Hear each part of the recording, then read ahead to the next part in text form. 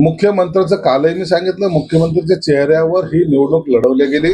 या बाकी सर्वे बरोबर जर आणखीन दुसरा एक सर्वे पाहिला तर मुख्यमंत्र्यांच्या नावाला, शिंदे साहेबांच्या नावाला सर्वात जास्त पसंती देण्यात आलेली आहे. आमच्या सर्व कार्यकर्त्याची जी इच्छा आहे ते मुख्यमंत्री एकनाथ शिंदे साहेब हे झाले पाहिजेत, म्हणून त्यावर अखेरला निर्णय हा वरिष्ठ नेते घेतील. नाही, उद्या निकाल लागणार आहे. उद्या निकाल लागल्यानंतर खरं चित्र स्पष्ट होईल.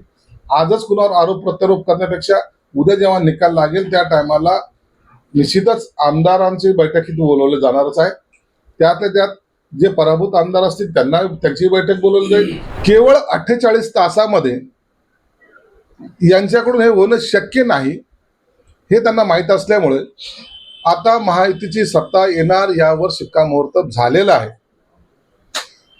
मुख्यमंत्री कोण होणार हे वरिष्ठ नेते ठरवतील आणि त्याची ही घोषणा मला वाटतं 25 तारखेला होईल. मुख्यमंत्री एकनाथ शिंदे जर नाही झाले तर दुसरेही काही मार्ग मोकळे आहेत असे संकेत तुमच्या पक्षात देण्यात येत आहे. कोणा दुसऱ्यासोबत तुम्ही जाऊ शकता, शरद पवार किंवा अजून कोणी, कितपत तथ्य आहे या? महाविकास आघाडी ही अत्यंत कमकुवत झाल्यामुळे महायुतीचा मुख्यमंत्री होईल एवढं जवळपास निश्चित आहे. यामध्ये वाद होण्याचं कोणताही कारण नाही. मुख्यमंत्र्यांचं कालही मी सांगितलं, मुख्यमंत्र्यांच्या चेहऱ्यावर ही निवडणूक लढवली गेली. या बाकी सर्वे बरोबर जर आणखीन दुसरा एक सर्वे पाहिला तर मुख्यमंत्र्यांच्या नावाला, शिंदे साहेबांच्या नावाला सर्वात जास्त पसंती देण्यात आलेली आहे. म्हणून आमच्या पक्षाची भूमिका नाही तर आमच्या सर्व कार्यकर्त्याची जी इच्छा आहे ते मुख्यमंत्री एकनाथ शिंदे साहेब हे झाले पाहिजेत, म्हणून त्यावर अखेरला निर्णय हा वरिष्ठ नेते घेतील. त्यावर आताच आम्ही कोणताही भाष्य किंवा वाद घालणार नाही. हो, पण त्यांना मुख्यमंत्री करण्यासाठी प्रसंगी कुठलीही तडजोड स्वीकारणार का? तडजोडीवर करायचा प्रश्न येणार नाही.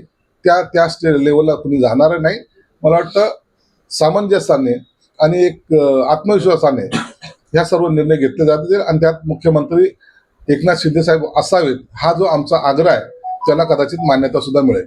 शिवसेनेचे अनेक उमेदवार नाराज आहेत कारण भाजपनं तुमच्या म्हणजे त्यांच्या मतदारसंघात अपक्षांना मदत केली आणि त्यामुळे हे नाराज उमेदवार इतर पक्षांच्या, काँग्रेसच्या किंवा अजून कोणाच्या संपर्कात आहेत असं पण काँग्रेसचं म्हणणं आहे. नाही, उद्या निकाल लागणार आहे. उद्या निकाल लागल्यानंतर खरं चित्र स्पष्ट होईल. आजच कुणावर आरोप प्रत्यारोप करण्यापेक्षा उद्या जेव्हा निकाल लागेल त्या टायमाला निश्चितच आमदारांची बैठकीत बोलवले जाणारच आहे. त्यातल्या त्यात जे पराभूत आमदार असतील त्यांना त्यांची बैठक बोलवली जाईल. त्यांच्याकडून तो आढावा घेतला जाईल आणि त्या आढाव्यानंतर मग त्याच्यावर काय कारवाई करायची का किंवा काय निर्णय घ्यायचा हे पक्षाचे नेते एकनाथ शिंदे साहेब ठरवतील. पण भाजपनं खरंच केलंय असं मला कुठेही असं जाणवलेलं नाही आणि त्याच्यावर मी आता कोणताही विदाऊट पुराव्याचे कोणतेही आरोप करणार नाही. प्रसंगी शरद पवारांबरोबर जाणार अशा संदर्भातल्या चर्चा सध्या सुरू आहेत सोशल मीडियावर किंवा इतर माध्यमांमध्ये, आणि त्याला तुमचं नाव जोडलं की तुम्ही असं काहीतरी. नाही, शरद पवार बरोबर जाण्याचा प्रश्न नाही. शरद पवार कुठे जातील हाच एक मोठा प्रश्न आहे. शरद पवार हे महाविकास आघाडी बरोबर राहतील असं कोणीही त्यांच्या पक्षातला नेताही छातीठोकपणे सांगू शकत नाही. म्हणून शरद पवारच्या भूमिकेबद्दल संभ्रम पूर्ण पक्षातील कार्यकर्त्यांनाही आहे, नेत्यांनाही आहे आणि उभाटा गटातील लोकांनाही आहे. एकंदरीत महाविकास आघाडीला याबद्दल संभ्रम निर्माण तयार झालेला आहे आणि मग या महाविकास आघाडीची फूट कशी टाळता येईल यासाठी ते सगळेजण प्रयत्नशील आहे.